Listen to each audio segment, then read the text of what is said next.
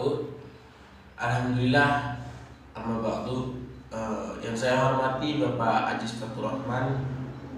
Pertama-tama dan yang paling utama adalah kita panjatkan puji syukur kita atas kehadirat Allah Subhanahu wa taala yang telah memberi kita nikmat, nikmat, terutama nikmat iman dan Islam. Salatu wassalam mari kita sanjung agungkan kepada Habibina wa Syafi'ina Maulana Muhammadin sallallahu alaihi wasallam. Baik, langsung saja izinkan saya membacakan susunan acaranya. Acara yang pertama yakni pembukaan, acara yang kedua pembacaan materi, dan acara yang ketiga menutup. Langsung saja kita ke acara yang pertama. Acara yang pertama adalah pembukaan. Mari kita buka acara ini dengan membacakan lafaz basmalah. Bismillahirrahmanirrahim. Acara yang kedua pembacaan materi. Materi yang pertama yakni Saudari Dewi Fatimah. Waktu tempat silakan. Terima kasih. Assalamualaikum warahmatullahi wabarakatuh. Izin memperkenalkan diri, nama saya Dewi Fatimah, nomor NIM saya 2011130201. Baiklah, di sini saya akan membahas materi mengenai tentang gerakan reformisme atau pembaharuan Islam. Kedatangan bangsa Eropa ke sejumlah negara Islam memiliki beberapa misi, diantaranya adalah menunjukkan perkembangan ilmu pengetahuan di Barat. Selain itu juga sebagai awal akan kolonialisme Barat di negara-negara yang berbasis Islam, yaitu kolonialisme dalam bentuk budaya dan militer. Dari sinilah kemudian para elit muslim baik penguasa dan cendekiawan tergerak untuk mempelajari ilmu pengetahuan dan teknologi bagi kemajuan dunia Islam. Dari satu sisi, umat Islam semangat untuk mempelajari kembali atas doktrin Islam dan paham-paham yang kastolani, Islam dan modernitas. Sejarah gerakan pembaharuan Islam di Indonesia dianggapnya sudah final. Dalam konteks ini, perlunya umat Islam untuk melakukan ijtihad semakin nyaring terdengar. Sebaliknya, pemahaman bahwa pintu ijtihad sudah tidak ada lagi, namun sebagai bentuk acuan atas kemunduran intelektual. Oleh sebab itu, taklid mendapatkan respon dan kritik dari sebagian umat Islam. Faktor-faktor yang melatar belakangi gerakan pembaharuan dalam Islam antara lain yaitu doktrin Islam, realita orang Islam secara umum, dapat dilihat bahwa adanya kemunduran dalam semangat intelektualisme, kebekuan di bidang intelektual, dan kemajuan atas negara-negara Eropa. Faktor-faktor tersebut pada waktu yang sama mendorong para intelektual Islam mempertanyakan kembali sebagian paham yang dianggap tidak sesuai dengan majunya teknologi ilmu pengetahuan. Sejarah telah menjelaskan bahwa umat Islam mengalami ketertinggalan dalam pemahaman terhadap agama pada ortodoksi teologi. Orang Islam tidak memiliki kesempatan dalam melihat dikotomi dari sisi negatif tersebut. Perseteruan antar pengikut mazhab yang telah mengkristal menjadi fraksi sosial keagamaan pada dasarnya berakal dari manifestasi dominasi paham fikih. Prototipe itu seperti tergambar pada periode kepemimpinan Nabi Muhammad SAW di Madinah yang ditandai oleh kehidupan sosial, politik, dan ekonomi yang relatif makmur dan adil. Dalam konteks ini yang menyebabkan para pembaharuan Islam ingin menjelaskan bahwa Islam tidak kontradiksi dengan perkembangan di zaman, namun bisa sejalan. Dalam hal ini, para pemikir Islam melontarkan pandangan tentang perlunya pembaharuan atau tajdid di bidang institusi, pemikiran, dan termasuk di dalamnya mencari doktrin-doktrin Islam yang menjadi pendorong bagi kemajuan Islam. Maka tidak mengherankan jika gerakan pembaharuan terjadi di berbagai tempat atau wilayah Islam dan menjadi tema diskusi antar generasi dan wilayah.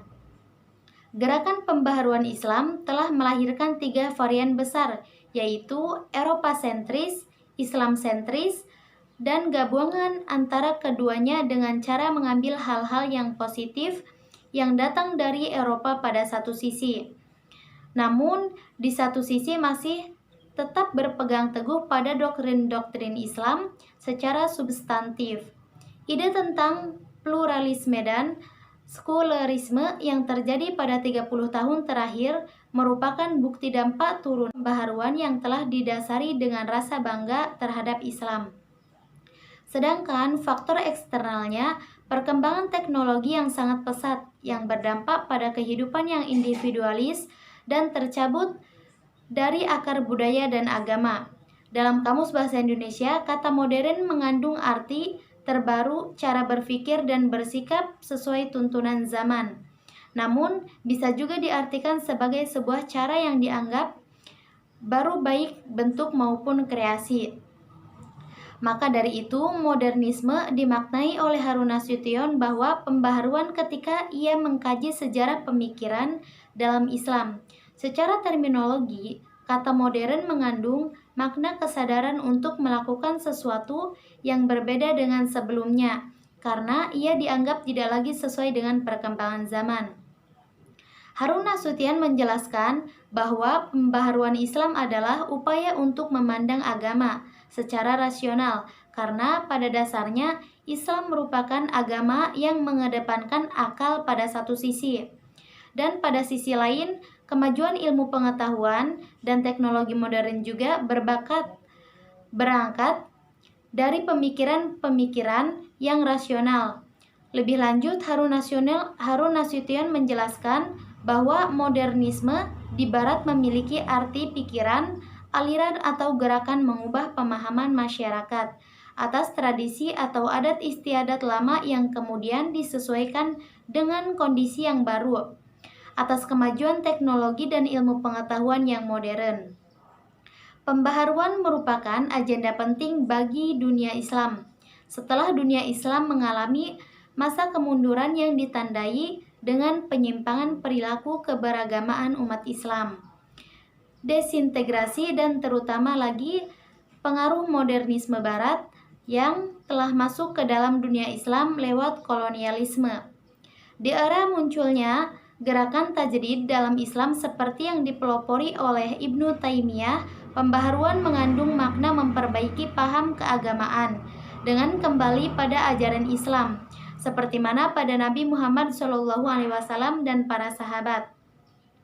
Islam yang berdasarkan wahyu yaitu Al-Quran dan Al-Sunnah, yaitu dalam sejarah Islam pernah melahirkan peradaban dunia. Jika dicermati secara mendalam, tidak bertentangan dengan modernisasi, bahkan ia sejalan dengannya. Dalam sejarah Islam dijelaskan bahwa fenomena gerakan Kastolani, Islam dan modernitas, sejarah gerakan pembaharuan Islam di Indonesia, pembaharuan di dunia Islam menemukan momentumnya yang terjadi pada abad ke-19 Masehi pada awal. Sebagai akibat dari konteks dunia Islam dengan dunia Barat yang mengusung paham-paham baru serta pengetahuan dan teknologi baru. Sejarawan menyebut periode ini sebagai era kebangkitan Islam. Setelah dalam kurun waktu yang lama, umat Islam berada dalam kungkungan faham fatalisme dan kejumudan sehingga tidak mampu lagi berpikir rasional dan kreatif. Pembaharuan yang demikian di era modern pada hakikatnya muncul tidak hanya karena oleh kejumudan berpikir umat Islam, tetapi juga oleh pengaruh modernisme dunia Barat baik aspek manajemen maupun paham keagamaan. Mungkin cukup sekian. Terima kasih. Wassalamualaikum warahmatullahi wabarakatuh. Terima kasih kepada saudari Dewi Fatimah yang telah membacakan materinya. Baik, pemateri yang kedua yakni saudari Lia Amelia. Untuk tempat, silakan. Baik, terima kasih. Assalamualaikum warahmatullahi wabarakatuh. Nama saya Lia Amelia, NIM saya 201130 Baiklah, di sini saya akan melanjutkan materi. 2. Sebab munculnya gerakan pembaharuan. Dalam sejarahnya, jika ditelusuri lebih jauh bahwa gerakan pembaharuan Islam muncul berasal dari doktrin Islam itu sendiri, yang kemudian mendapatkan momentum Islam berhadapan langsung dengan modernity ke abad 19. Pada awal mulanya, gerakan pembaharuan di dunia Islam lahir sebagai respon terhadap masalah internal umat Islam berupa tradisi dan pemahaman keagamaan yang dinilai tidak lagi sesuai dengan ajaran Islam yang sebenarnya oleh karena masuknya paham-paham yang datang dari luar Islam seperti taklil, tahayul, bid'ah, dan hufarat. Gerakan pembaharuan yang mempresentasikan tipologi ini adalah gerakan Wahabi yang dipelopori oleh Abdullah bin Wahab. Gerakan Wahabi adalah salah satu gerakan pembaharuan yang mempunyai pengaruh luas di dunia Islam sampai saat ini. Gerakan yang telah dipelopori oleh Abdullah bin Wahab ini konsen pada gerakan pemurnian ajaran Islam daripada gerakan pembaharuan pemikiran dalam Islam. Di aspek waktu, karena ia muncul sebelum abad ke-19, gerakan Wahabi masuk dalam gerakan pembaharuan Islam pramodern. Di era modern, pembaharuan Islam dalam dunia Islam tidak berkaitan dengan persoalan paham keagamaan, melainkan meluas bidang garapannya yang diantara lain meliputi pendidikan, politik, sosial, paham, dan pemikiran. Pada era ini, semangat pembaharuan agaknya dipicu oleh perkembangan dan pengaruh dunia barat, terutama setelah kehadiran ekspedisi Napoleon ke Mesir pada tahun 1798, maka tidak mengherankan jika pembaharuan belakangan ini banyak dipelopori oleh kalangan elit Islam yang sadar akan keterbelakangan dunia Islam dan kemajuan di dunia barat di satu pihak dan pengaruh dunia barat modern, bahkan dominasi barat yang sekuler di pihak lain. Oleh sebab itulah, gerakan pembaharuan mengalami deviasi interpretasi sekuler di pihak lain. Oleh sebab itulah, gerakan pembaharuan mengalami deviasi interpretasi yang tidak hanya sebatas pada masalah paham keagamaan dan pemurnian ajaran Islam, seperti mana dipelopori oleh Muhammad bin Abd al-Wahhab pada tahun 1701 sampai 1793 dengan gerakan Wahabinya. Pembaharuan dalam perspektif yang luas ini juga dikarenakan perbedaan situasi sosial, politik, budaya maupun agenda permasalahan-permasalahan yang telah dihadapi oleh tokoh-tokoh pembaharuan di mana ia tinggal.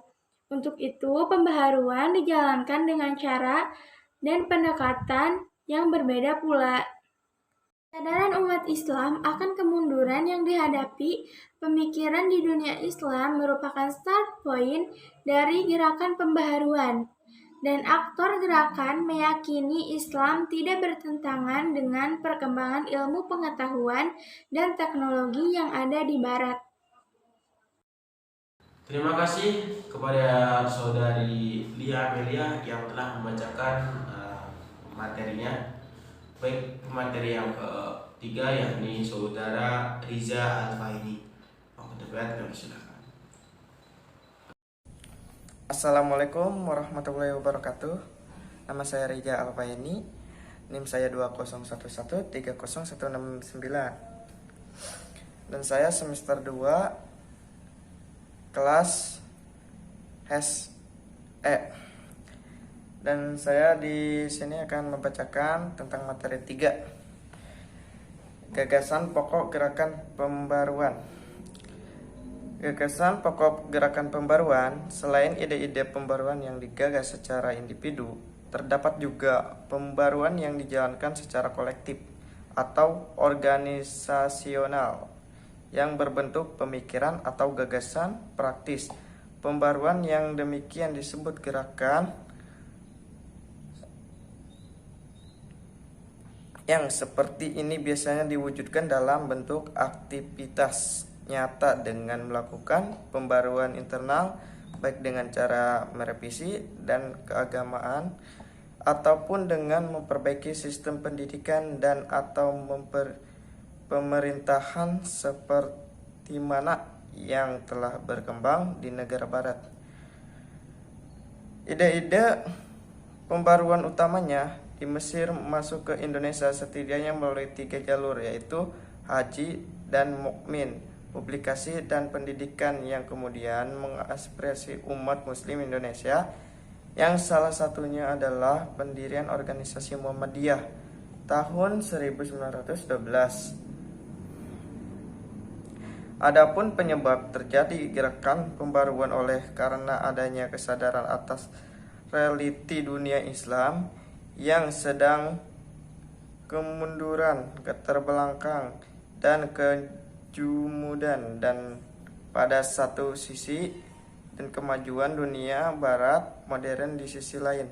Gagasan pembaruan pun mengambil tema yang berbeda sesuai dengan konteks lokal bersangkutan dengan cara pandang setiap pembaruan. Oleh karena itu lahirlah beberapa istilah yang berbeda, antara lain tajdid atau pembaruan, islah, reform, dan kecenderungan, yaitu menghidupkan kembali ajaran-ajaran Islam sebagaimana pada masa awal Islam, penyelesaian antara paham keagamaan Islam dan modernisme yang ditandai kemajuan dari ilmu pengetahuan serta teknologi di dunia barat, bersifat netral terhadap persoalan teologis dan modernisme, dan mengarah pada kecenderungan untuk menggunakan berbagai kemajuan meskipun bersumber dari luar Islam. Ketiga, pendekatan yang melandasi gerakan pembaruan tidak menggunakan istilah tajdid atau islah, dan perintah mempunyai tujuan sama, yaitu kebangkitan di dunia Islam. Modernity sebagai cara pandang dalam melakukan pembaruan pemikiran Islam telah melahirkan polemik sejak semula munculnya gagasan pembaruan hingga sekarang. Pembaruan di dunia Islam mempunyai stance yang berbeda, dan pembaruan institusi pemberitaan, konversi keagamaan dan Islam yang dianggap sebagai problem teologis. Pembaruan dalam artian reinterpretation merupakan proses tafsir ulang terhadap paham, pengetahuan, dan pemikiran dalam Islam untuk menyesuaikan dengan perkembangan zaman dan kondisi sosial setempat sebagai akibat perubahan zaman. Nah, itu saya sudah membacakan materi ketiga. Bila ada kesalahan,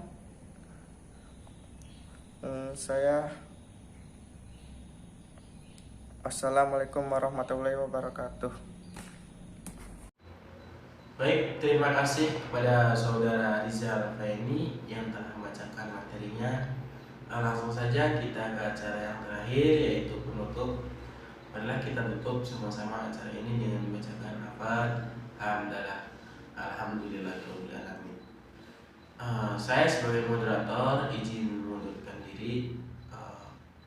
Apabila ada kesalahan, mohon maafkan. Ihdinas siratal mustaqim. Wassalamualaikum warahmatullahi wabarakatuh.